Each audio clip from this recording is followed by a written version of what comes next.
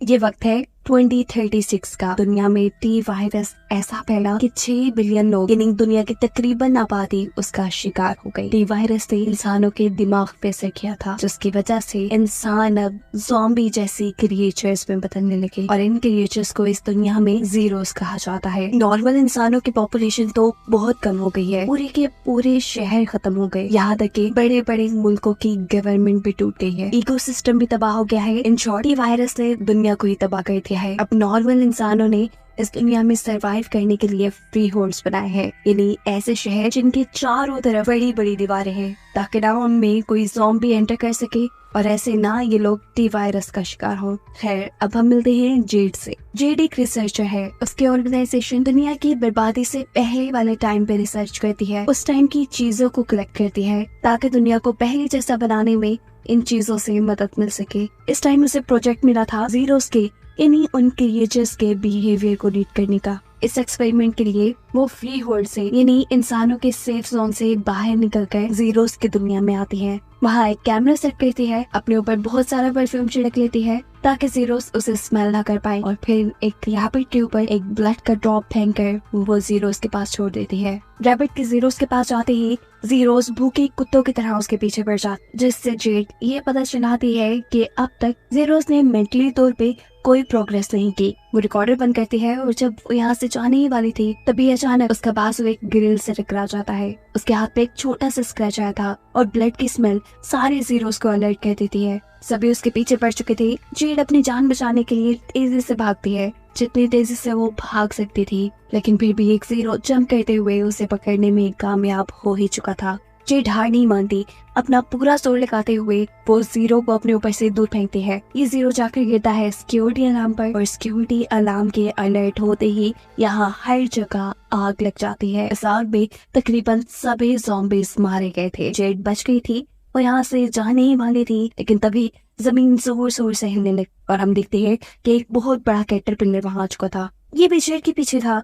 Z से बचने के लिए एक कंटेनर के नीचे जाने की कोशिश करती, लेकिन ये कैटरपिलर उसे टांगों से पकड़ लेता है। इससे पहले कि अब ये जेड को मार देता, पीछे से 3 आदमी उसे शूट करके मार चुके थे। जेड बेहोश हो चुकी थी। ये लोग आकर जेड को चेक करते हैं कि वो जिंदा है या नहीं। उसके हाथ पे बने टैटू से ये लोग जान पाते हैं कि जेड टी वायरस की सर्वाइवल है। ये टी वायरस से इन्फेक्टेड होने के बावजूद भी वो एक नॉर्मल इंसान है। यही से सीन कट होकर हमें 14 साल पहले यानी 2022 का सीन दिखाया जाता है। टी वायरस के फैलने से ठीक 4 माह पहले का वक्त। हम जेड के साथ उसकी ट्विन सिस्टर बिली को देखते हैं, जो आज काफी दिन बाद अपने डैड से मिलकर बहुत खुश थी, क्योंकि वो बहुत ही कम अपनी फैमिली के पास आते थे। वो एक एम्ब्रेला नामी ऑर्गेनाइजेशन के एग्जेक्टिव थे, इसीलिए बहुत बिजी रहते थे। ये ऑर्गेनाइजेशन क्या काम करती थी, एल्बर्ट का खुद क्या काम था, कभी इन्होंने अपनी बेटियों को नहीं बताया था। वो हर 2 हफ्तों बाद अपनी बेटियों का ब्लड सैंपल लिया करते थे। इससे वो क्या करते थे, कभी जेड और बिली ने उनसे ये भी नहीं पूछा था, लेकिन हम देखते हैं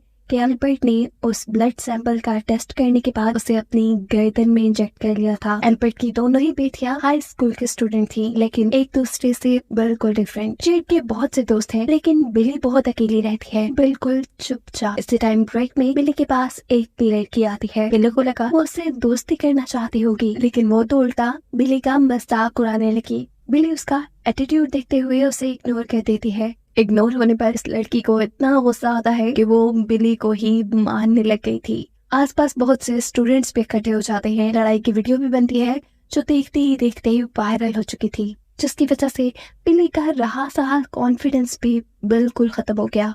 दूसरी तरफ एल्बर्ट, जो अभी अपनी कंपनी में था, यहाँ पे उसका कलीग आकर उसे एक बुरी खबर देता है कि उनके किए जाने वाले एक्सपेरिमेंट इस मर्तबा भी फेल हो रहे हैं, जिसकी वजह से 6 टेस्ट सब्जेक्ट जो कि इंसान थे वो भी मारे गए, जिनको एल्बर्ट खुद भी एक फुटेज में देख रहा था। एल्बर्ट का कलीग उससे कहता है कि एम्ब्रेला इस मर्तबा भी इस खबर को छुपा रही है, यानी इसका मतलब था कि इससे पहले भी यहाँ इलीगल एक्सपेरिमेंट होते रहे होंगे। और दूसरी तरफ स्कूल में हम देखते हैं कि जब बिली की पिटाई करने वाली लड़की बाथरूम में थी, तभी कोई रकून मास्क पहने हुए उसके सामने आ जाता है। इससे पहले कि लड़की कुछ करती, रकून मास्क पहना हुआ इंसान जोर से उसके सर पे चोट देकर वहाँ से जा चुका था। सबका शक बिली पर जा रहा था, क्योंकि कुछ दिन पहले बिली के साथ ही तो उसकी लड़ाई हुई थी, लेकिन बिली को इस सब का पता भी नहीं था। प्रिंसिपल जब बिली का लॉकर चेक करती है तो रकून मास्क बिल्ली के लॉकर से निकलने पर प्रिंसिपल उस पर वायलेंस का केस कर देती है। यहीं पर दूसरी लड़की के डैड पे आ चुके थे जो काफी गुस्से में थे। वो चाहते थे कि बिल्ली को स्कूल से ही निकाल दिया जाए, पर ठीक उसी टाइम यहाँ पर एंट्री करते हैं एल्बर्ट। वो इस लड़की के डैड से कहते हैं, जानते हो मैं कौन हूँ? अम्ब्रेला का एग्जीक्यूटिव, और तुम एक छोटे से एम्प्लॉय। मैं चाहूँ तो तुम्हें कंपनी से निकाल कर ब्लैक लिस्ट पे कर सकता हूँ, फिर तुम्हें कोई भी कंपनी नौकरी नहीं देगी। एल्बर्ट की ये सारी बातें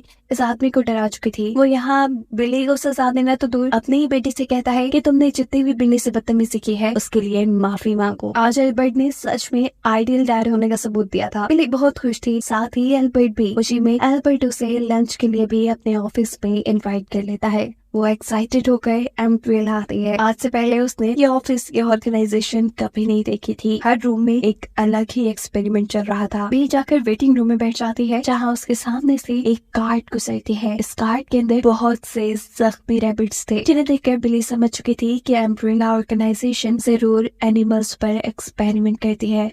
उसे ये चीज अजीब लगी क्योंकि अम्ब्रेला ऑर्गेनाइजेशन के बारे में मशहूर था कि वो कोई इलीगल काम नहीं करते। घर जाकर वो सब कुछ जेड से डिस्कस करती है और कहती है कि मुझे अम्ब्रेला की सारी सच्चाई पता चलानी है। जेड एक अच्छी बहन थी, इसीलिए वो उसकी हेल्प करने को मान भी गई थी। ये लोग एल्बर्ट के रूम से उसके की चुराते हैं और निकल जाते हैं एम्ब्रेला की तरफ। एल्बर्ट की वॉइस मेल ने एम्ब्रेला का एंट्रेंस खोल दिया था, जिसके बाद ये लोग एल्बर्ट के आइडेंटिटी कार्ड की मदद से एलिवेटर में और उसके बाद लैब में एंटर कर जाते हैं। बिल्ली यहाँ लैब में रखे हुए जानवरों की वीडियोस बनाना शुरू कर देती है, जबकि दूसरी तरफ हम जेड को देखते हैं। वो जानती थी कि उसके डैड हर चीज पे एक ही पासवर्ड लगाते हैं और वही पासवर्ड लगाकर वो यहाँ उसके कंप्यूटर पर भी एक्सेस कर लेती है। कंप्यूटर में इन्हें वो क्लिप भी मिल गया था जहाँ पर 6 टेस्ट सब्जेक्ट जो कि इंसान थे, वो उनके एक्सपेरिमेंट की वजह से मारे जा चुके थे। यहाँ बिल्ली जो कि चीजों की छेड़छाड़ कर रही थी, अचानक उससे एक सीक्रेट डोर का बटन दब जाता है। डोर के खुलने पर वहाँ पे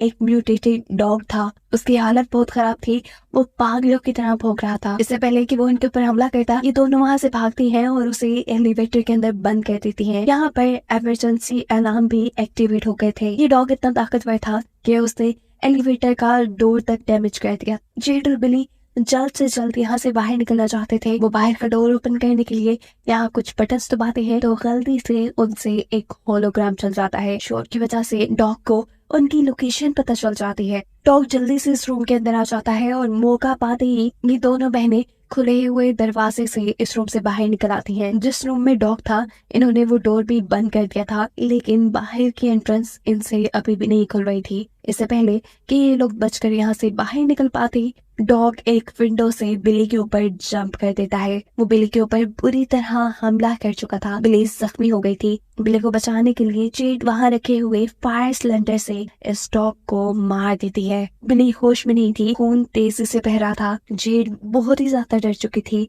अचानक उसकी आंख खुलती है और हमें पता चलता है कि ये उसे ख्वाब आ रहा था। असल में प्रेजेंट में जेड को ये ख्वाब आ रहा था। वो आज भी अपना पास्ट याद करके डर जाया करती थी। इस टाइम वो उन लोगों की कस्टडी में थी जिन्होंने उसे कैटरपिलर मॉन्स्टर से बचाया था। जेड इनसे कहती है मुझे फौरन यहाँ से बाहर जाना है, लेकिन ये लोग उसे बताते हैं कि जिस जगह पर ये लोग हैं आसपास का एरिया जीरोस ने घेरा हुआ है। कार के जरिए यहाँ से ट्रैवल करना बहुत ही खतरनाक साबित हो सकता है, इसलिए इन्होंने हेलीकॉप्टर का अरेंज किया था जेड को यहाँ से निकालने के लिए। अब ये आदमी और जेड दिन ब दिन दुनिया की बदलती हुई सूरत-ए-हाल के बारे में बात ही कर रहे थे कि तभी उसका साथी उसे बताता है कि अम्ब्रेला के हेलीकॉप्टर्स यहाँ आ चुके हैं, जो सुनकर जेड डर जाती है। असल में अम्ब्रेला आज तक टी वायरस के नेचुरल सर्वाइवल्स को ढूंढ रहा था, जिसके अंदर जेड का पहला नाम था, इसीलिए जेड के ऊपर बड़ा इनाम भी था। ये लोग भी जेड को यहाँ इसीलिए लेकर आए थे ताकि जेड को अम्ब्रेला ऑर्गेनाइजेशन को बेच के इन्हें बहुत से पैसे मिल सके। जेड खुद अम्ब्रेला कॉर्पोरेशन नहीं जाना चाहती थी, लेकिन ये आदमी उसके ऊपर गन पॉइंट कर देते हैं और इतने में ही अम्ब्रेला कॉर्पोरेशन का एक आदमी बैक्स्टर अपनी आर्मी के साथ यहाँ आ चुका था। वो लोग चारों तरफ से इस फ्री होल्ड को घेर लेते हैं और जेड को पकड़ने की कोशिश में लग जाते हैं। बैक्स्टर अपने सोल्जर्स को ऑर्डर देता है यहाँ मौजूद सभी लोकल इंसानों को मारने का। हुक्म के मुताबिक वो भी धड़ाधड़ शूट करते हुए यहाँ सभी इंसानों को मार रहे थे। साथ ही उन्होंने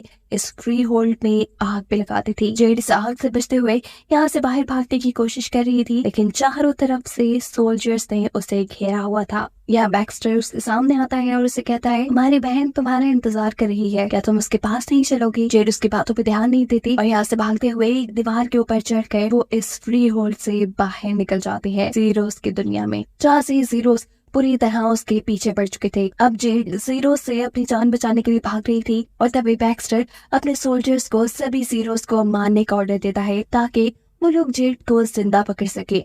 को भी भागते हुए छुपने के लिए एक जगह नजर आ जाती है और इस टाइम पर बैक्स्टर उसे एक डील करता है। वो उससे कहता है कि अगर तुम हमारे साथ चलने को तैयार हो तो मैं वादा करता हूँ कि मैं तुम्हें जिंदा इस मुश्किल से निकाल लूंगा। ठीक इसी टाइम पर इस फ्री होल्ड के अंदर से एक लोकल कार निकलती है। जेड बैक्स्टर की बात ना सुनते हुए इस कार के ऊपर चढ़ जाती है। कार का ड्राइवर भी इस जगह से बचकर भागना चाहता था, लेकिन बहुत से जीरोस उसके पीछे पड़ चुके थे। वो आदमी जेड से कहता है कि तुम मेरी कार के ऊपर से उतर जाओ, तुम्हारी वजह से जीरोस मेरे पीछे हैं। वो उसे शूट करने की भी धमकी देता है, लेकिन जेड उसे यहाँ से एक साथ बाहर निकलने का मशवरा देती है। वो आदमी जेड की बात नहीं सुनता और देर होने की वजह से जीरोस के हाथ लगकर मारा जाता है। बिना वक्त ज़ाया किए जेड अब ड्राइविंग सीट संभालते हुए यहाँ से बाहर एक दूसरे फ्री होल्ड तक आ चुकी थी। इस फ्री होल्ड के लोगों ने अम्ब्रेला ऑर्गेनाइजेशन के साथ कॉन्ट्रैक्ट किया है एक्स्ट्रा प्रोटेक्शन के लिए। इसी फ्री होल्ड के एक अपार्टमेंट के अंदर जेड भी रहती थी। जेड के अपार्टमेंट में एक कपल भी रहता था जिन्होंने उसकी मुश्किल टाइम में मदद की थी।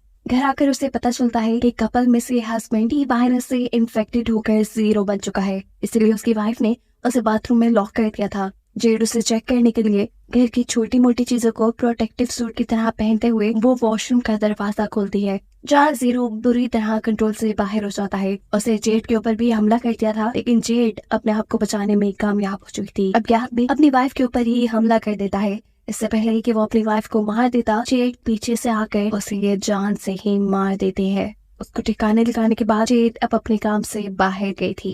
जेड के यहाँ से जाते ही यहाँ पे आ जाता है बैक्स्टर, अम्ब्रेला कॉर्पोरेशन का वो आदमी जो जेड के पीछे पड़ा है। वो उसके घर रहने वाली लेडी से उसके बारे में इन्वेस्टिगेशन करने के बाद अपनी आर्मी के साथ उसको ढूंढने के लिए निकल जाता है। एक पॉइंट पे पहुंच गए जहाँ इन्हें शक था कि जेड इधर हो सकती है। ये लोग अंधाधुन गोलियां बरसाना वहाँ शुरू कर देते हैं, जिसकी वजह से लोगों में अफरा तफरी मच जाती है। करीब मौजूद जेड भी ये बात जानती थी कि ये लोग उसी के पीछे हैं, इसलिए वो एक वेयर हाउस के अंदर छुप जाती है। उसे यहीं करीब एक घबराया हुआ बच्चा भी मिला था, जिस बच्चे को भी वो अपने साथ अंदर ही ले गई थी। कुछ ही देर बाद इस बच्चे के पेरेंट्स भी यहाँ जाते हैं। ये फैमिली भी जेड की तरह ही इस इलाके को छोड़कर यहाँ से जाना चाहती थी। बाहर बैक्स्टर भी जेड के ना मिलने पर ये इलाका छोड़कर चला जाता है और फिर ये लोग इस शहर से निकलने के लिए स्मगलर्स के साथ कांटेक्ट करते हैं। सीन कट होकर पास्ट में जाता है और स्टोरी वहीं से कंटिन्यू होती है जहाँ पर बिली के ऊपर डॉग ने अटैक कर दिया था। जेड बहुत ही मुश्किलों से उसे उठाकर एक दूसरे रूम में पहुंचाने में कामयाब होती है और इतनी ही देर में यहाँ पर उनके डैड भी आ जाते हैं।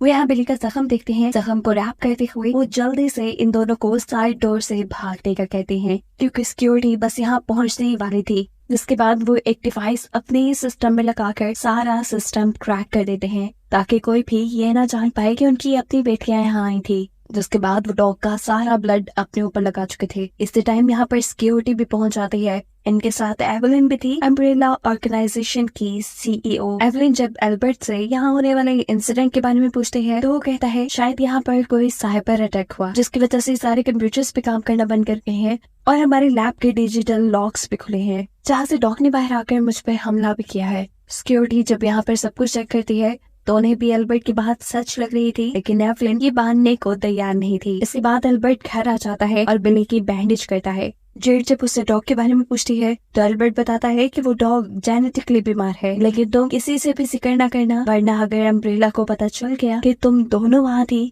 तो तुम्हें बहुत बुरी सजा दी जाएगी। ये भी हो सकता है कि वो लोग तुम्हें ढूंढकर मार भी दे। एल्बर्ट अगले दिन दोबारा बिली को चेक करता है। उसके जख्म भी अभी ठीक नहीं हुए थे और साथ ही उसकी आंखों का कलर भी फीका पड़ता जा रहा था।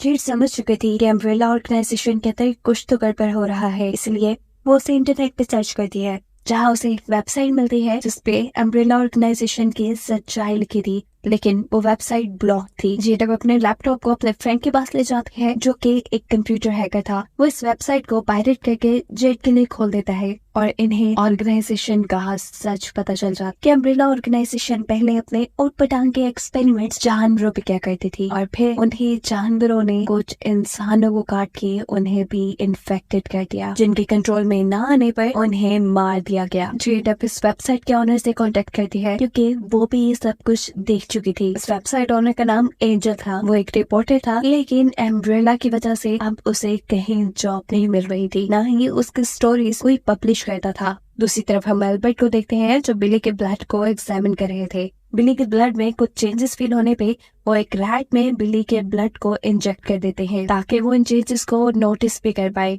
यहाँ खुद भी अब एल्बर्ट की तबीयत खराब हो रही थी, इसलिए वो बिली का ब्लड ही अपने अंदर भी इंजेक्ट कर देते हैं। वो भी यही सब कर रहे थे कि एवलिन उन्हें मीटिंग के लिए बुला लेती है। वो चाहती थी कि एल्बर्ट ने जो इंसानों को ताकतवर करने के लिए मेडिसिन बनाई है उसे अब पूरी दुनिया में स्प्रेड कर दिया जाए, पर एल्बर्ट ऐसा करने से मना कर देता है क्योंकि उस मेडिसिन के बहुत सारे साइड इफेक्ट्स भी थे। पर एवलिन एल्बर्ट की वार्निंग के बावजूद भी उन मेडिसिन को सेल करना चाहती थी। उसका यह दिल फैसला सुनकर एल्बर्ट उससे कहता है तो ठीक है, मैं इस प्रोजेक्ट साइट पे हो जाता हूँ। पर यहाँ एवलिन उसे धमकी देती है, याद है ना तुम्हें, तुम किस लिए जिंदा हो? सिर्फ हमारी कंपनी और तुम्हारी बेटियों की ब्लड की वजह से। छोड़कर हमें जाओगे भी तो कहाँ? घर पर हम देखते हैं कि बिली का जख्म अजीब होता जा रहा था, उसकी हालत भी अजीब हो गई थी, इसीलिए उसका डॉग भी उससे डर रहा था। वो जब अपने डॉग को पकड़ती है तो वो डरते हुए उसे घर से बाहर ले आता है, यहाँ तक कि उसके हाथ से छूट कर भी चला गया था।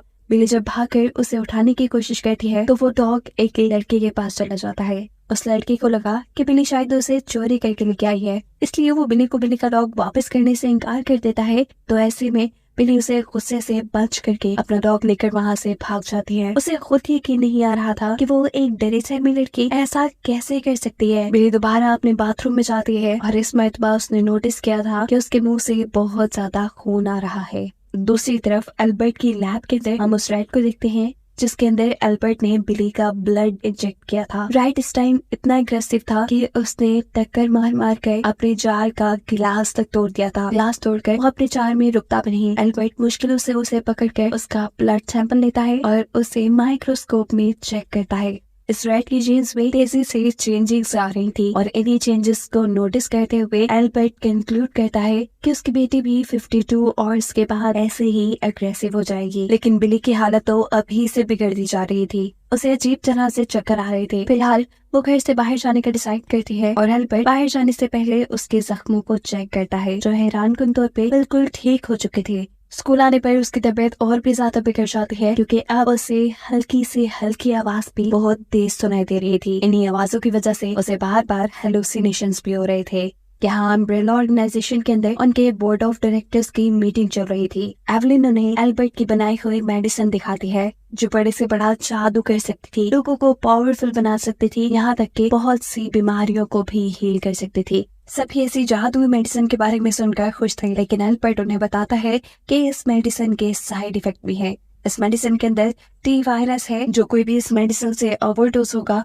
वो टी वायरस का शिकार हो जाएगा और टी वायरस उसे एक ज़ॉम्बी में बदल देगा। एवलिन अपनी बात को सच करने के लिए एल्बर्ट की बात काट कर कहती है, ऐसा सिर्फ तब होगा जब कोई इंसान 20,000 से ज्यादा टैबलेट्स ले, और ये कभी मुमकिन नहीं। यहाँ स्कूल में बिली को बार बार हेलुसिनेशंस हो रहे थे। कभी उसे कैंटीन में डॉग नजर आता था तो कभी मिरर में उसे अपना आप ही खून से लथपथ नजर आ रहा था। वो इन सबसे थक कर यहाँ से बाहर जाती है जहाँ उसे अपनी सिस्टर के साथ उसका फ्रेंड नजर आता है। ये दोनों आपस में कोई बहस कर रहे थे, इसलिए बिली जेड के फ्रेंड की पिटाई कर देती है। उसे खुद नहीं समझ आ रहा था कि उसने ये क्यों किया, इसलिए वो भाग कर घर आ गई। जेड भी उसके पीछे पीछे घर आ चुकी थी। वो देखती है कि बिली के हाथ में एक टूटा हुआ ग्लास था, उसका हाथ बुरी तरह जख्मी था। इस टाइम बिली जेड से कुछ नहीं छुपाती, उसे बता देती है कि उसकी हालत बहुत ही ज्यादा खराब हो रही है। वो अब दूर दूर की बारीक आवाजों को भी सुन पा रही थी, उसको देखने में इश्यूज हो रहे थे, उसे अजीबोगरीब हेलुसिनेशंस आ रहे थे, यहाँ तक कि अब उसे किसी भी चीज का दर्द भी नहीं महसूस हो रहा था,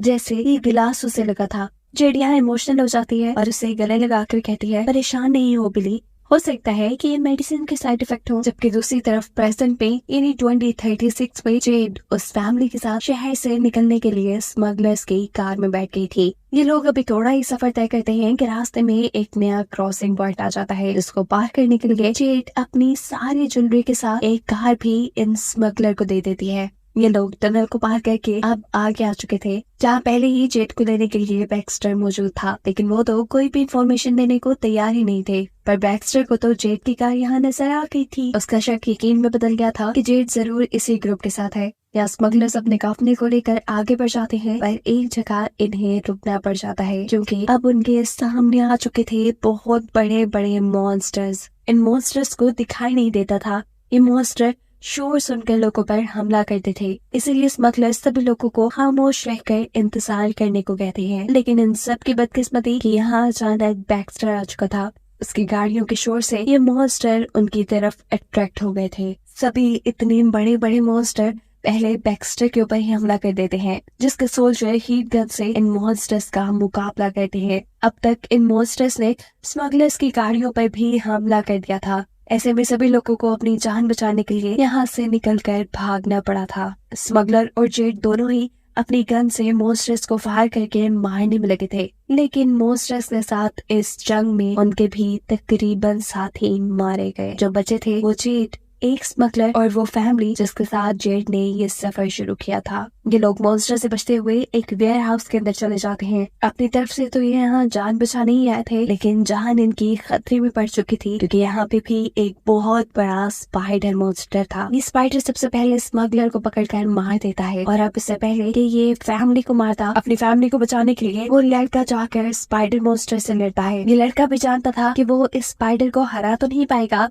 लेकिन उसने ये खतरा इसलिए बोल लिया था कि उसकी फैमिली को यहाँ से भागने का टाइम मिल जाए। यहाँ वो स्पाइडर को मारता है और स्पाइडर के दिए हुए जख्म उसे मार देते हैं। जेड के साथ अब यहाँ पे उसका बेटा और उसकी वाइफ भी बचे थे। जेड और उस आदमी की वाइफ नोटिस करते हैं कि उनका बेटा भी टी वायरस से इन्फेक्टेड हो चुका है। अगर उसे आगे बढ़ना था तो इस बच्चे को यहीं छोड़ के आगे बढ़ना था, लेकिन वो तो एक माँ थी, वो अपने बच्चे को नहीं छोड़ सकती थी। वो उसी के साथ यहाँ मरने का फैसला करती है और जेड को अकेले ही यहाँ से आगे बढ़ना पड़ता है। मुश्किलों से जेड यहाँ टनल से बाहर निकलती है तो सरप्राइजिंगली बैक्स्टर यहाँ पर भी उसे लेने के लिए मौजूद था। इससे पहले कि ये लोग जेड को पकड़कर मार देते, पीछे से स्मगलर्स निकलकर इनके ऊपर शूट करते हैं, लेकिन फिर भी जेड बैक्स्टर के सोल्जर्स के हाथ लग जाती है, जो उसे मारकर बेहोश कर चुके थे। तो उसके बाद सीन कट होकर हम एंजल से मिलते हैं। एंजल वही राइटर है जिसे अम्ब्रेला कॉर्पोरेशन की सारी सच्चाई पता है, क्योंकि एक टाइम पर उसकी वाइफ भी वहाँ पर काम करती थी। वो अपने हस्बैंड को इंटरव्यू देते हुए बताती है कि कैसे उसे ऑर्गेनाइजेशन वालों ने टॉर्चर किया। उसके जिस्म पे बहुत से जख्म बन गए, जो जख्म आहिस्ता आहिस्ता ठीक तो हो गए, लेकिन इनकी वजह से वो हाइपर सेंसिटिव हो गई। यानी अब वो दूर दूर तक की चीजों को देख सकती थी, सुन सकती थी। 3 दिन बाद वो इतनी एग्रेसिव हो गई कि उसने इन लोगों को मारना शुरू कर दिया। वो यहाँ पर अपने हस्बैंड को एक यूएसबी भी देती है, जिसके अंदर अम्ब्रेला ऑर्गेनाइजेशन के पिछले तबाह हुए शहर की सारी सच्चाई थी। जिस यूएसबी को लिए एंजल जेड के पास जाने के लिए निकल आता है, अम्ब्रेला ऑर्गेनाइजेशन की बनाई हुई नए शहर में, जहाँ जेड अपने डैड के साथ रहती थी। एंजल के सिटी में एंटर करते ही एगलिन को उसके यहाँ आने की खबर मिल जाती है। क्या एंजल पार्टी खत्म होने पर जेड और बिली से मिलता है और उन्हें बताता है कि तुम लोग एक बहुत बड़े खतरे में पड़ने वाले हो। वो यहाँ इन्हें सारी सच्चाई बता देता है कि अम्ब्रेला ऑर्गेनाइजेशन का पहला बनाया हुआ शहर भी किसी गैस लीकेज की वजह से तबाह नहीं हुआ था,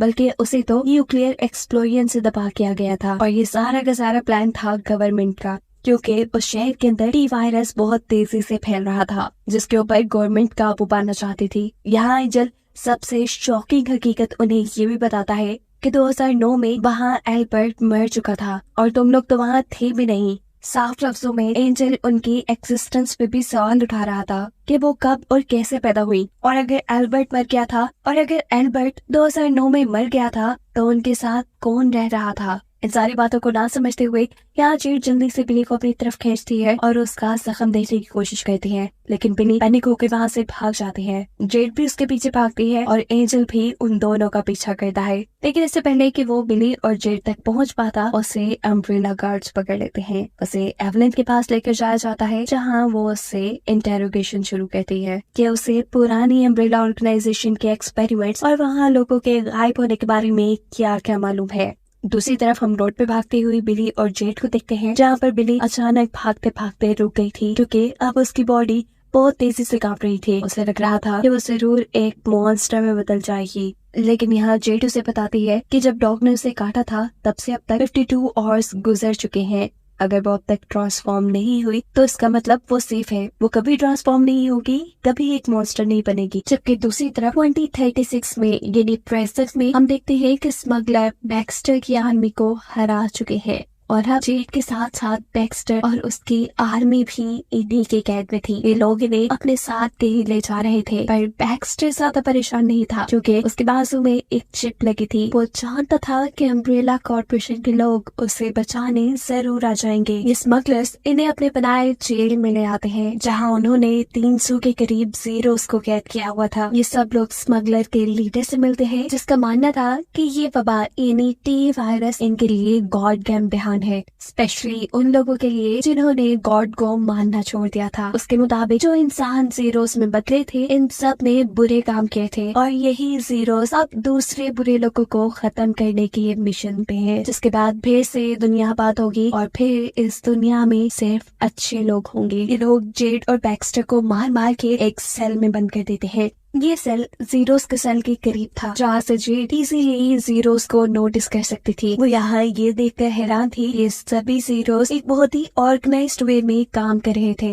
ये सभी जीरोस एक ऑर्गेनाइज्ड वे में चल रहे थे, जिसकी वजह से यहाँ का पावर हाउस चल रहा था। जेड अभी ये नोटिस ही कर रही थी कि अचानक उनके सेल का दरवाजा खुलता है। ये स्मगलर्स बैक्स्टर के सोल्जर्स में से एक सोल्जर को बाहर निकालते हैं और बेदर्दी से उसके चैन सौ से कई टुकड़े कर वो जीरोस के आगे डाल चुके थे। उसे जीरोस का खाना बना दिया गया था। जेड नोटिस करती है कि इन लोगों ने सभी जीरोस को खाना देने से पहले एक मदर जीरो को खाना दिया था, जो खाना खाने के बाद दोबारा इन लोगों को ऑर्गेनाइज्ड वे में काम करने पे लगा देती है। मतलब वो इन सब को कंट्रोल कर रही थी। साफ मतलब था कि ये जीरोस इवॉल्व हो रहे थे, यानी अपने अंदर पॉजिटिव चेंजेस लेके आ रहे थे। जेड जिसे पहले ही ये उम्मीद थी कि जीरोस वापस इंसान बन सकते हैं, अब उसकी उम्मीद भी पक्की होने लगी थी। जेड तो ये सब कुछ नोटिस करने में बिजी थी, लेकिन बैक्स्टर यहाँ बहुत ही ज्यादा डरा हुआ था। वो जेड से डील करता है कि अगर तुम मेरी यहाँ से निकलने में मदद करो तो मैं अम्ब्रेला ऑर्गेनाइजेशन जाकर तुम्हारे मरने की रिपोर्ट दे दूंगा, फिर कोई तुम्हारा पीछा नहीं करेगा और तुम आजाद होगी। जेड तैयार हो जाती है। ये दोनों जोर लगाते हैं, जेल के रॉक्स को तोड़कर उसका डोर खोलने में कामयाब हो जाते हैं। बाहर निकलते ही इन्होंने 2 गार्ड्स को मार दिया था जो इनका पहरा दे रहे थे, जिसके बाद वो इन्हीं गार्ड से इनका रेडियो और साथ साथ जेल की कीज भी ले लेते हैं, जिसकी मदद से बैक्स्टर अपने सोल्जर्स को छुड़वा लेता है। इन्होंने इन स्मगलर्स से अपने वेपन्स भी वापस ले लिए थे। ऐसे में फुल लड़ने की पोजीशन में थे और इनको पावर में आता देखकर यहाँ खड़ा हुआ वो स्मगलर जिसके हाथ में चेन सा था, वो इन्हें रोकने की कोशिश करता है, लेकिन सोल्जर्स उसे शूट करके मार देते हैं। जेड इस आदमी का चेन सा उठा ले, जबकि बैक्स्टर के सोल्जर इन गार्ड से गन फाइट करने लगे थे। दोनों ही टीम्स आपस में धड़ाधड़ गोलियां बरसा रही थी। इस दौरान बैक्स्टर एग्जिट का दरवाजा खोलने के लिए बहुत से लीवर दबा देता है, जिसकी वजह से एक्सीडेंटली वो दरवाजा भी खुल चुका था जिस सेल में जीरोस कैद थे। और अब बैक्स्टर के ग्रुप को इन स्मगलर्स के गार्ड्स के साथ साथ जीरोस से भी लड़ना था। लड़ते हुए ये लोग इस बिल्डिंग से बाहर निकलने का रास्ता भी ढूंढ रहे थे। बैक्स्टर भी अपने दोनों हाथों में गन्स लिए यहाँ दुश्मनों का अच्छा मुकाबला करता है और धड़ाधड़ गोलियां चलाते हुए बहुत से जीरोस के साथ साथ गार्ड्स को भी मार देता है। लेकिन तभी उसने नोटिस किया कि जेड तो यहाँ से गायब हो चुकी थी। असल में उसे एक टनल मिल गई थी जिसके जरिए यहाँ के सारे स्मगलर्स भाग रहे थे। अचानक ही उसे यहाँ पे किसी के जोरदार चीखने की आवाज आती है। ये मदर जीरो की आवाज थी जिसने सभी जीरोस को कंट्रोल किया हुआ था। ये आवाज उसके कदम रोक देती है। जेड भागते हुए वापस जाती है और मदर जीरो का सेल खोलते हुए चेन सॉ से उसके ऊपर अटैक कर देती है। इस टाइम जेड के हाथ में मदर जीरो का सर था, जिसकी स्मेल सूंघते हुए सारे जीरोस उसके पीछे पड़ चुके थे। जेड जल्दी से यहाँ से भागकर एक रूम में छुप जाती है। जीरो जोर जोर से बाहर से दरवाजा खटखटा रहे थे। वो डिसाइड करती है वो चुप करके नहीं बैठेगी बल्कि लड़ेगी। वो खड़ी होती है और अपना चेन सॉ स्टार्ट करती है, जो बदकिस्मती से अब नहीं चल रहा था। उसे यहाँ पास स्मगलर की डेड बॉडी के अंदर से एक बॉम्ब मिलता है। बिना वक्त जाया किए वो ये बॉम्ब उठाकर जीरोस की तरफ फेंक देती है, लेकिन ये भी काम नहीं कर रहा था। जीरोस भी अब दरवाजा तोड़ने में कामयाब हो चुके थे। इससे पहले कि वो दरवाजा तोड़ के अंदर आते, ये दरवाजा गिरता है उसी ग्रेनेड के ऊपर जो जेड ने इनकी तरफ फेंका था। उसके ऊपर जोर पड़ते ही वो एक्स्ट्रा प्रेशर से ब्लास्ट होता है, जिससे बहुत से जीरोस यही मारे गए थे। इस ब्लास्ट ने अब जेड को भी कमजोर कर दिया था। इससे पहले कि बचे हुए जीरोस उसके ऊपर हमला करने के लिए यहाँ थे, उससे पहले ही बैक्स्टर उसके पास पहुंच जाता है। बैक्स्टर जेड को सहारा देते हुए यहाँ से निकालने की कोशिश में था। मीनवाइल जितने भी जीरोस उनका पीछा कर रहे थे, बैक्स्टर उनके ऊपर गोलियां भी चला रहा था। आगे जाते ही इन्हें यहाँ पर एक लेटर दिखाई देती है, एक सीढ़ी जिसके ऊपर बैक्स्टर पहले जेड को चढ़ा देता है। जेड तो यहाँ से भागने में कामयाब हो गई थी, लेकिन जब बैक्स्टर यहाँ से भागने की कोशिश करता है तो इतने में ही यहाँ जीरोस भी पहुंच चुके थे, जो उसे डाउन से पकड़कर नीचे की तरफ खींच लेते हैं। जीरोस को तो अब शाम का खाना मिल गया था। ये सभी बैक्स्टर को खाने में मसरूफ हो गए थे और ऐसे जेड को यहाँ से दूर तक भागने का मौका मिल गया था। लेकिन जेड की मुश्किलें कम होने का नाम ही नहीं ले रही थी। यहाँ से निकलते ही उसका सामना हो जाता है अम्ब्रेला ऑर्गेनाइजेशन के सोल्जर्स से, जो कि बैक्स्टर के पास ऊपर लगी हुई चिप को ही ट्रैक करते हुए यहाँ तक पहुंचे थे। इन सभी सोल्जर में से एक सोल्जर जेड के आगे हेलमेट उतारती है, जिसे देखकर जेड शॉक हो चुकी है, क्योंकि ये कोई और नहीं बल्कि उसकी बहन बिली है। सीन कट होकर दोबारा पास्ट में जाता है 14 साल पहले 2022 के अंदर, जहाँ एल्बर्ट अपनी बेटियों को ढूंढ रहा था, क्योंकि वो उसे बगैर बताए एक पार्टी में चली गई थी। इससे पहले कि वो अपनी बेटियों से मिल पाता, अम्ब्रेला ऑर्गेनाइजेशन का ही एक आदमी उसे पकड़कर एवलिन के सामने ले आता है। यह एवलिन फोन पे अपने बेटे को डांट रही थी। हमें पता चलता है कि उसका बेटा जेड का फ्रेंड है, जिसने काफी मर्तबा जेड की हेल्प की थी अम्ब्रेला की वेबसाइट्स को हैक करने में। एवलिन यहाँ एल्बर्ट को देखकर अपने बेटे का फोन काट देती है और उसे लेकर जाती है एंजल के पास। वो रिपोर्टर जिसने अम्ब्रेला ऑर्गेनाइजेशन की तकरीबन सारी सच्चाई बिली और जेड को बताती है। एवलिन उससे इन्वेस्टिगेशन कर रही थी कि वो अम्ब्रेला के बारे में क्या क्या जानता था और उसका यहाँ आने का मकसद क्या है, लेकिन वो कुछ नहीं बताता। इसलिए एवलिन एल्बर्ट को काम देती है उसे टॉर्चर करके उसके मुंह से सच निकलवाने का। एल्बर्ट पहले तो ऐसा करने के लिए तैयार नहीं था, लेकिन जैसे ही ये आदमी उसे बताता है कि मैं तुम्हारी बेटियों से मिला हूँ, तो ये सुन एल्बर्ट को भी गुस्सा आ गया था। वो उसे मारना शुरू कर देता है और पूछता है क्या बताया तुमने उन्हें। जवाब में आदमी दोबारा कुछ नहीं बोलता, जिसके गुस्से में एल्बर्ट उसे सर्जरी टूल के जरिए जख्मी कर देता है। इस सब में एल्बर्ट ये तो भूल ही चुका था कि वो अपनी बेटियों को ढूंढ रहा था, जो अब घर पे आ चुकी थी। एजेंट की बातों ने उन पर असर किया था, इसलिए वो लोग अपना सर्टिफिकेट ढूंढ रही थी, लेकिन बर्थ सर्टिफिकेट मिलने के बजाय इन्हें इस घर में से बहुत ही अजीबोगरीब चीजें मिलती हैं, जैसे एक गन के कुछ पार्ट्स, एक डॉग विसल और एक छुपा हुआ लैपटॉप। जेड इसे अपने डैड के पासवर्ड से खोलने की कोशिश करती है, लेकिन ये अनलॉक नहीं हुआ। इसलिए जेड अपने फ्रेंड को कॉल करती है, जिसकी हेल्प करता है इस लैपटॉप का पासवर्ड क्रैक करने में। इस लैपटॉप में कोई खास डॉक्यूमेंट नहीं था, लेकिन जेड के दोस्त को इस लैपटॉप में एक डेड ड्रॉप ईमेल मिलती है, जिसका पासवर्ड हर 24 घंटे में चेंज हो जाता है। गिलर का इस मेल को क्रैक करता है और इस मेल के अंदर मैसेज था बिली के लिए। मैसेज में लिखा था कि अम्ब्रेला कॉर्पोरेशन बिली के पीछे पड़ी हुई है। बिली को अब यहाँ से भागना होगा और उसके भागने के लिए सारी तैयारी यहाँ पे मुकम्मल है। उन्हें अगर एक बैग ढूंढना है, उसके बाद वो इस घर से भाग सकते हैं। जेड अभी भी ये बात जानती थी कि अम्ब्रेला ऑर्गेनाइजेशन इनके घर पे लगे हुए कैमरास के जरिए इनके ऊपर नजर रख सकते थे। इसलिए जेड का फ्रेंड उनके घर के सारे कैमरास को हैक कर लेता है और पुरानी फुटेजेस वहाँ पे प्ले करना शुरू कर देता है, ताकि जेड और बिली आराम से अपना काम कर सके। जेड यहाँ पे एल्बर्ट की एक फेवरेट पिक्चर उठाती है, जिसके पीछे उसे एक क्लू मिला था। इस प्ले के मुताबिक उन्हें पियानो बजाना था। पियानो बजाते हुए पियानो की एक की स्टक हो जाती है और उसके अंदर से इन्हें एक दूसरा क्लू मिलता है, जिसमें लिखा था पियानो को साइड पे करने का। इस पियानो के नीचे एक छुपा हुआ तहखाना था, जिसे खोलने पर इन्हें वहाँ पैसों से भरा हुआ बैग और साथ में 2 पासपोर्ट मिलते हैं, जिनके ऊपर बिली और जेड की ही फोटोज थी, लेकिन नाम चेंज था। जेड का फ्रेंड इन्हें वीडियो कॉल पे बताता है कि जरूर उनके घर में एक ऐसा रूम भी है जिसके अंदर एल्बर्ट अपनी चीजों को छुपा कर रखता होगा। अपने फ्रेंड की बात मानते हुए ये लोग अपने घर को अच्छी तरह चेक करते हैं और इन्हें बेसमेंट के अंदर एक छुपा हुआ रूम भी मिल जाता है। इस रूम को ओपन करने लेने के लिए उन्हें सीक्रेट की जरूरत थी। और यहाँ जेड को याद आती है डॉग विसल, जो एक क्लू था। जेड विसल से अपने डॉग को बुलाती है और उसके कॉलर पे लगी हुई की से वो लोग इस रूम को खोलने में कामयाब हो जाते हैं। रूम के अंदर जाते ही जेड की फ्रेंड की कॉल बंद हो गई थी। ये रूम एल्बर्ट की सीक्रेट लैब थी, जहाँ पर इन्हें बहुत से ब्लड सैंपल और एक चेयर मिलती है जिसके ऊपर रस्सियां बंधी थी। ऐसा लग रहा था कि किसी को यहाँ पे जबरदस्ती बांधा जाता होगा। इसी रूम में इन्हें एक डीवीडी भी मिलती है। इस डीवीडी को प्ले करने पे ये लोग देखते हैं कि एल्बर्ट एक म्यूटेटेड यानी एक मॉन्स्टर बने हुए इंसान को कोई इंजेक्शन लगा रहा था। इन्हें लगा कि एल्बर्ट इसी मॉन्स्टर को चेयर से बांधते होंगे। बिली डर चुकी थी। वो जेड से कहती है कि हमें जल्द से जल्द यहाँ से जाना चाहिए, पर जेड को तो सबूत चाहिए थे। वो जैसे ही यहाँ से एल्बर्ट का कंप्यूटर चुराने की कोशिश करती है तो यहाँ पर अलार्म बजना शुरू हो जाते हैं। कुछ ही सेकंड में चारों तरफ इस रूम में आग लग गई थी ताकि यहाँ के सारे एविडेंस जल जाएं। ये दोनों अपनी जान बचाने के लिए डोर की तरफ भागती है, लेकिन वो भी अब ब्लॉक हो चुका था। इन दोनों के पास कोई रास्ता नहीं था। ये रूम के दरमियान में आकर एक टेबल के ऊपर चढ़ जाती है। इस रूम में लगे हुए एक्सटिंग्विशर्स भी एक्टिवेट हो गए थे, जिन्होंने आग बुझाना शुरू कर दी थी।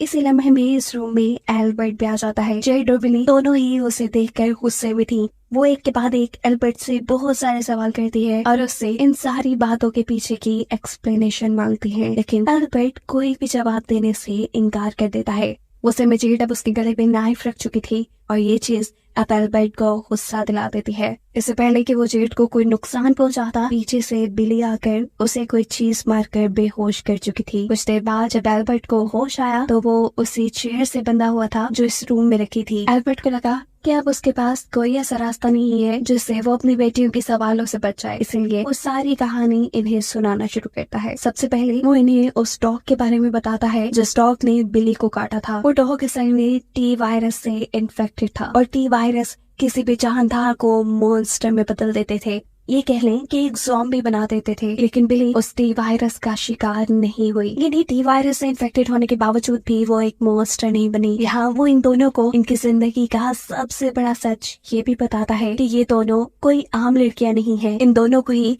किसी वुमन, किसी इंसान ने पैदा नहीं किया था। इन दोनों को लैब में तैयार किया गया था बहुत से एक्सपेरिमेंट्स के बाद, जिसकी वजह से ये मेंटली और फिजिकली बहुत ज्यादा स्ट्रॉन्ग थी। इन दोनों को अम्ब्रेला कॉर्पोरेशन ने ही बनाया था। और अगर अब अम्ब्रेला कॉर्पोरेशन को ये बात पता चल जाती कि बिली टी वायरस का शिकार नहीं हुई तो वो बिली को मारकर प्रिजर्व कर देते, एक लैब स्पेसिमेन के तौर पे अपने एक्सपेरिमेंट को एक एग्जाम्पल बनाते हुए। अब एल्बर्ट इनसे एंजल के बारे में सवाल करता है और ये दोनों सच एल्बर्ट को बता देती है कि एंजल के बाद जानता है कि बिली इन्फेक्टेड है। एल्बर्ट ये सुनकर परेशान हो चुका था। एल्बर्ट उसे कहता है कि हमें जल्द से जल्द उसे अम्ब्रेला कॉर्पोरेशन से रेस्क्यू करना होगा, नहीं तो अगर उसने एवलिन को सच बता दिया तो बहुत बुरा हो जाएगा। अगली सुबह होने पर एल्बर्ट अम्ब्रेला कॉर्पोरेशन जाता है। तो जाहिर तो सबके सामने वो एंजल को इंटेरोगेट कर रहा था, लेकिन असल में वो सीक्रेटली डायरी पर कुछ लिखते हुए एंजल से पूछता है क्या कोई और ये बात जानता है कि बिली इन्फेक्टेड है। एंजल के ना पे जवाब देने पे एल्बर्ट ने सुकून का सांस लिया था।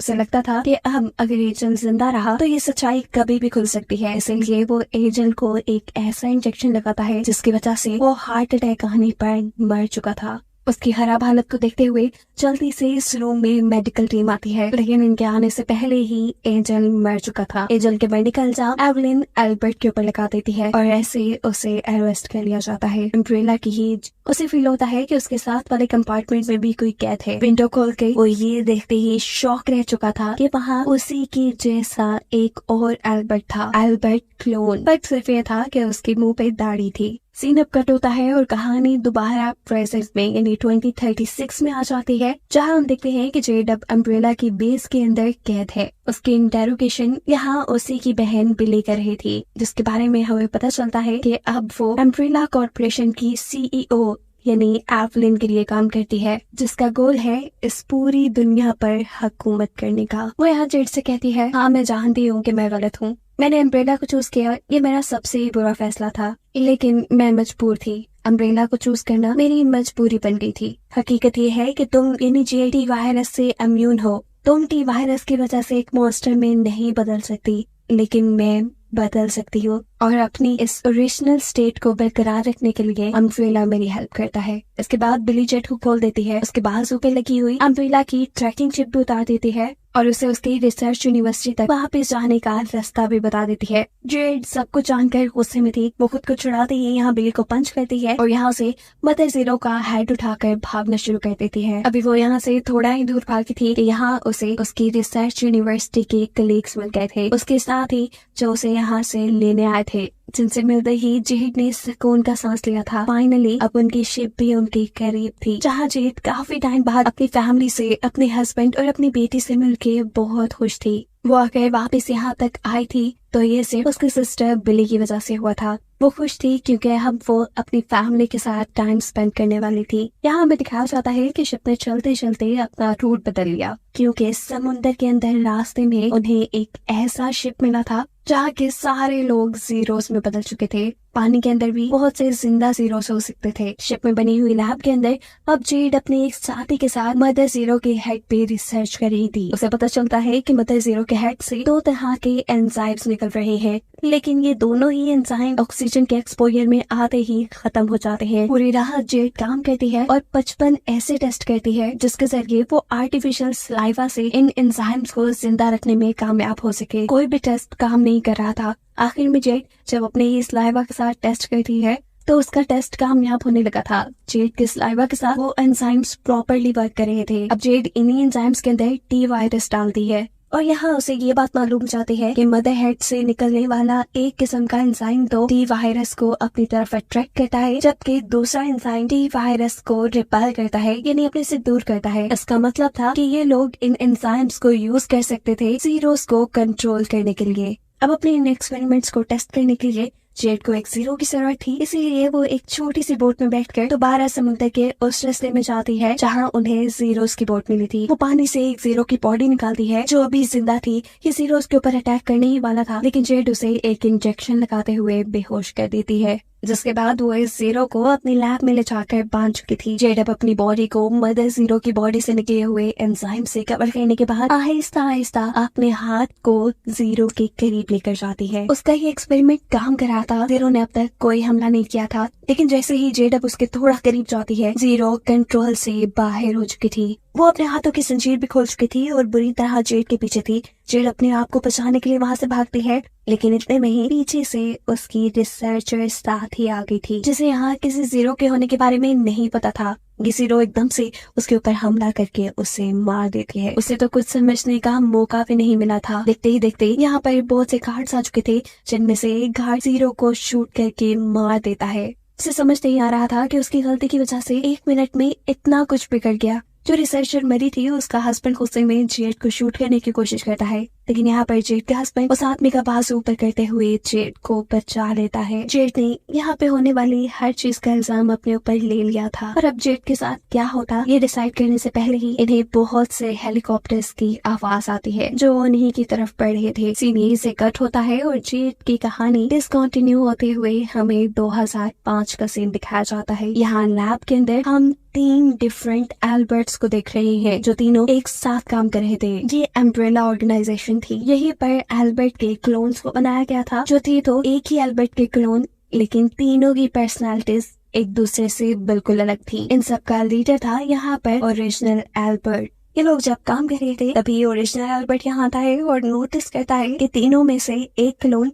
उसका पूरा फोकस काम पे नहीं है बल्कि वो तो म्यूजिक सुन रहा है। वो यहाँ आते ही इस क्लोन से ये कहता है, अगर काम पे ध्यान न दिया तो पहले की तरह दूसरी फिंगर भी काट दूंगा। अभी वो यही बात कर ही रहा था कि अचानक यहाँ पे बहुत से सोल्जर्स हमला कर देते हैं, क्योंकि उन्हें खबर मिली थी कि ओरिजिनल एल्बर्ट इलीगली अम्ब्रेला के एसेट्स को यूज करते हुए अपनी मर्जी के एक्सपेरिमेंट कर पा रहा है। यहाँ ओरिजिनल एल्बर्ट, जिसके बारे में हम पहले से ही जानते हैं कि वो एक सुपर वुमन है, वो एक ही सेकंड में इन सारे सोल्जर्स को हराने में कामयाब हो जाता है। इन्हें मारने के बाद एल्बर्ट को फील होता है कि पीछे से और भी ज्यादा सोल्जर्स आ रहे थे। वो चाहता था कि अम्ब्रेला उसके क्लोन्स पर कब्जा करना चाहता, लेकिन वो नहीं चाहता था कि अम्ब्रेला उसके क्लोन्स का कोई गलत यूज करे, इसलिए वो उनको मारने का डिसाइड करता है। लेकिन इससे पहले कि वो तीनों को मार पाता, यहाँ पर अम्ब्रेला कॉर्पोरेशन के सोल्जर्स पहुंच जाते हैं। इतने में बस वो अपने एक ही क्लोन को मार पाया था। अब वो अपनी जान बचाकर यहाँ से भाग जाता है और उसके बाकी दोनों क्लोन्स को अरेस्ट कर लेती है एवलिन। आज 17 सालों बाद 2022 में ये दोनों क्लोन्स आपस में मिल रहे थे। यहाँ जब क्लोन 1 जो कि हमेशा से इस जेल में कैद रहा, उसे जब ये बात पता चलती है कि क्लोन 2 यानी एल्बर्ट अपनी नॉर्मल लाइफ गुजार रहा था, तो वो बहुत ही ज्यादा शॉक हो जाता है।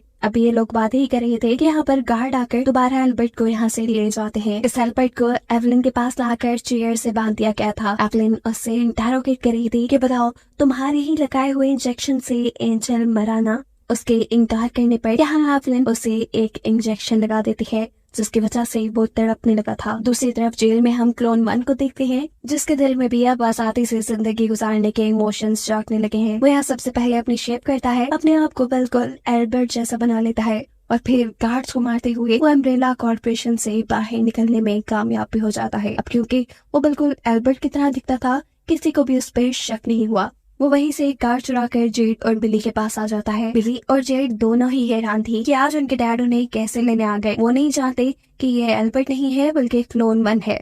यहाँ क्लोन 1 भी उनके किसी सवाल का जवाब नहीं देता ताकि वो उसकी असलियत ना पहचान जाए, लेकिन उसकी करने वाली एक के बाद एक अजीब हरकतों से बिली और जेड दोनों को ही शक हो चुका था। वो इतनी क्रेजी ड्राइविंग कर रहा था कि ये दोनों ही चकरा गई थी। जिसके बाद क्लोन 1 इन्हें लेकर लोकल रेस्टोरेंट में भी आ जाता है। जेड और बिली दोनों ही उसके स्ट्रेंज बिहेवियर से परेशान हो चुकी थी, जिसके बारे में ये दोनों बात करने के लिए एक साथ वॉशरूम में जाती है। जेड ने उसकी कटी हुई फिंगर भी नोटिस की थी। जेड को लग रहा था कि जरूर अम्ब्रेला में एवलिन ने उनके डैड को कोई अजीबोगरीब चीज इंजेक्ट कर दी है, जिसकी वजह से वो ऐसा बिहेव कर रही है। दूसरी तरफ हम एवलिन के घर पे देखते हैं कि वो अपनी वाइफ को कोई अजीबोगरीब मेडिसिन दे रही है और ये चीज उसका बेटा भी नोटिस कर लेता है। वो यहाँ इस मेडिसिन का पता चलाने के लिए ये मेडिसिन भी चुरा चुका था। तभी उसके पीछे से दोबारा एवलिन आती है और उसे कहती है तुम अपने फ्रेंड जेड को मैसेज क्यों नहीं करते? हो सकता है कि वो किसी मुश्किल में हो। ये लड़का एवलिन से इन्वेस्टिगेशन तो नहीं करता, लेकिन जेड को मैसेज करता है। उसका मैसेज मिलते ही जेड उसे अपने मुश्किल में होने के बारे में बताती है और उससे मदद मांगती है। बाहर आकर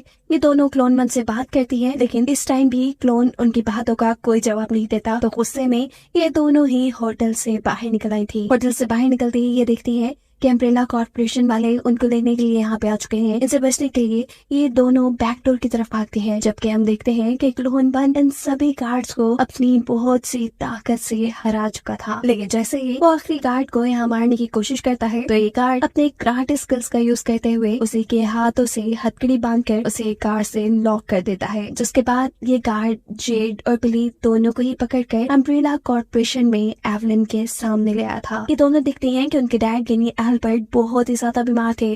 अब अम्ब्रेला के एजेंट्स यहाँ जबरदस्ती उनका ब्लड सैंपल लेते हैं। साथ ही एवलिन इन दोनों को ये सच्चाई बता देती है कि एल्बर्ट कोई उसके डैड नहीं बल्कि वो एक सुपर ह्यूमन के क्लोन्स हैं। एवलिन ने ये भी बताती है कि सारे क्लोन्स पूरी तरह से हेल्दी नहीं थे। हर बदलते दिन के साथ उनकी हालत खराब हो जाती थी। तो फिर इस एल्बर्ट ने यानी तुम्हारे डैड ने इसी लैब में तुम दोनों को बनाया ताकि वो तुम दोनों के खून से अपने आप को स्टेबल रख सके। ये दोनों तो बिली और जेड ने भी अपनी आंखों के सामने देख लिया था कि इनका लिया हुआ खून एल्बर्ट अपनी गर्दन में इंजेक्ट करके अपनी जान बचाता है। ये दोनों ही अब यहाँ रहना नहीं चाहते थे। उन्हें एल्बर्ट से यानी अपने डैड से भी नफरत हो गई थी और ये बात वो दोनों ही उससे कह देती है। We just hate you। Scenes अब यहाँ से दोबारा 2036 में यानी प्रेजेंट पे शिफ्ट होते हैं, जहाँ बहुत से हेलीकॉप्टर्स जेड की शिप के पास है। इन लोगों को ये बात समझ नहीं आ रही कि अम्ब्रेला कॉर्पोरेशन ने उनकी लोकेशन ढूंढी कैसे। जेड अब अपना दिमाग चलाते हुए जल्दी से जीरो मदर के हेड की तरफ जाती है, जिसे जेड को अरेस्ट करते हुए बिली ने इन्हें उसके सिस्टर ने ले लिया था।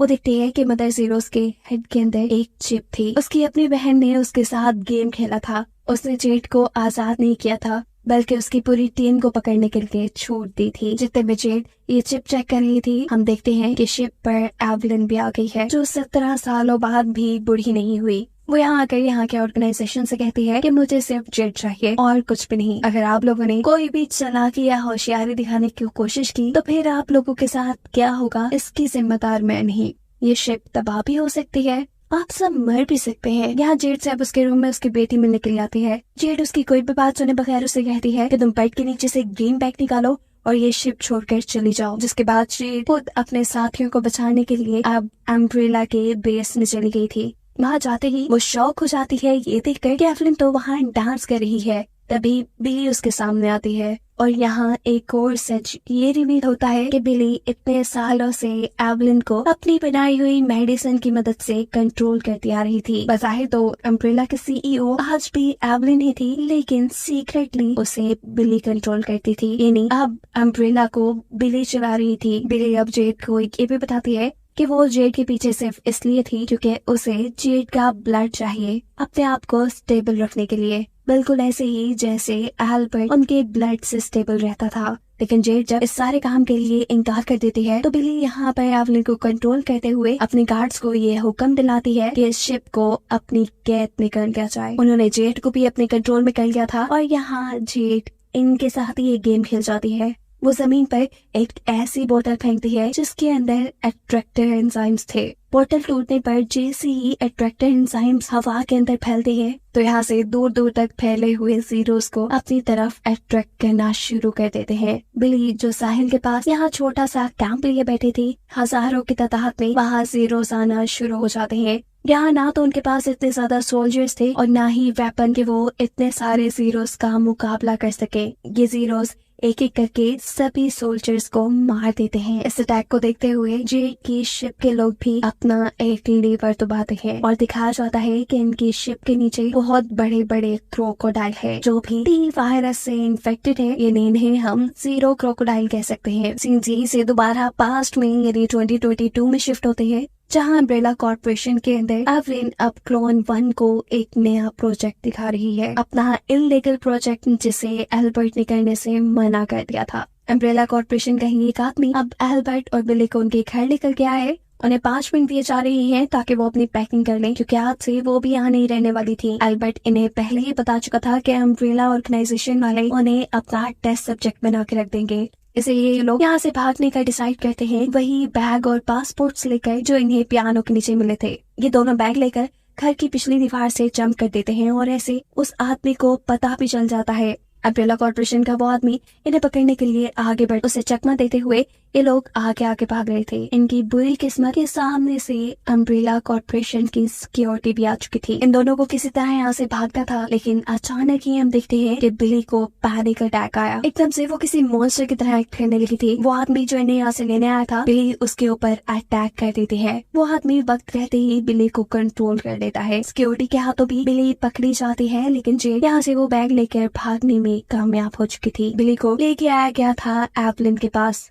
एवलिन बिली से प्रॉमिस करती है, डरो नहीं, तुम टी वायरस से इन्फेक्टेड हो और मैं तुम्हारा सारा इलाज करूंगी। ये कहते हुए वो उसे एक इंजेक्शन लगा चुकी थी। ये इंजेक्शन उसकी हालत बहुत ही ज्यादा खराब कर देता है। और दूसरी तरफ एवलिन के घर पर हम देखते हैं कि एवलिन की वाइफ अजीबो गरीब बिहेव कर रही थी। यहाँ तक कि खाना पकाते हुए वो अपनी फिंगर्स तक पका देती है और उसे पता भी नहीं चलता। उसका ये अजीबो गरीब बिहेवियर एवलिन का बेटा देख चुका था। वो उसे कॉल करके इन सब चीजों के एक्सप्लेनेशन मांगता है और यहाँ एवलिन उसे अपना असली गंदा चेहरा दिखा देती है कि उसने अपने एक्सपेरिमेंट्स करने के लिए अपनी फैमिली को भी नहीं छोड़ा था। अपनी मॉम की हकीकत जानने के बाद उसे उनसे नफरत होने लगी थी। इतने में ही उसके घर पे जेड भी आ जाती है जो उसे हेल्प मांगना चाहती थी। ये दोनों अम्ब्रेला कॉर्पोरेशन जाते हैं। ये लड़का वहाँ के लॉक्स को हैक करता है और ये दोनों अंदर चले जाते हैं। इन्हें यहाँ बिली को ढूंढकर बचाना था जो फिलहाल कंट्रोल से बाहर हो चुकी थी। वो यहाँ पड़ी हुई सिरिंज से यहाँ के स्टाफ के ऊपर भी हमला कर देती है और इससे पहले वो यहाँ से बाहर निकलती उसे अजीबो गरीब हेलुसिनेशंस होने लगते हैं। डॉग के बहुत ज्यादा खून के वो जोर जोर से चिल्ला रही थी, लेकिन इतने में ही यहाँ उसे बचाने के लिए क्लोन 1 आ जाता है। इतने में ही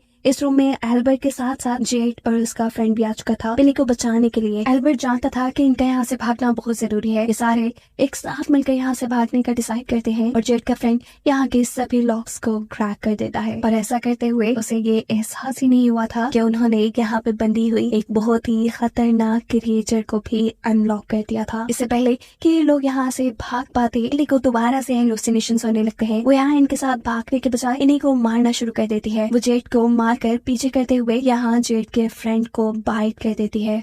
अब क्योंकि वो टी वायरस से इन्फेक्टेड थी, ये इन्फेक्शन यानी टी वायरस फौरन से इस लड़की के अंदर भी चले जाते हैं। एवलिन जो दूर से सब कुछ देख रही थी वो ये देखकर डर जाती है कि उसका बेटा अब एक मॉन्स्टर में बदलने लगा था और ऐसा होते कोई भी मां नहीं देख सकती। इसीलिए एवलिन अपने बेटे को शूट करके यहीं खत्म कर देती है। अपने ही बेटे की मौत ने उसे यहाँ इमोशनल कर दिया था और इसी चीज का फायदा उठाते हुए एल्बर्ट और क्लोन 1 जेड और बिली को यहाँ से लेकर भागने में कामयाब हो जाते हैं। एल्बर्ट जानता था कि अम्ब्रेला कॉर्पोरेशन के अंदर बहुत से ऊट पटांग के एक्सपेरिमेंट हुए हैं। अगर उनके जाने के बाद वो एक्सपेरिमेंट कंटिन्यू रहे तो ये दुनिया तबाह हो सकती थी। इसलिए वो फैसला करता है कि वो इस जगह को तबाह करेगा, जबकि वो क्लोन 1 को ये ड्यूटी देता है कि वो उसकी दोनों बेटियों को यानी जेड और बिली को यहाँ से बाहर ले जाएगा। ये सब मिलकर यहाँ पे बहुत सारा पेट्रोल फेंक देते हैं ताकि एक ही बार में इस जगह को तबाह किया जा सके। ऐसा करते ही क्लोन 1 जेड और बिली को लेकर यहाँ से भाग जाता है और इससे पहले कि एल्बर्ट इस जगह को तबाह कर पाता, एवलिन यहाँ पहुंच जाती है। एल्बर्ट को देखते ही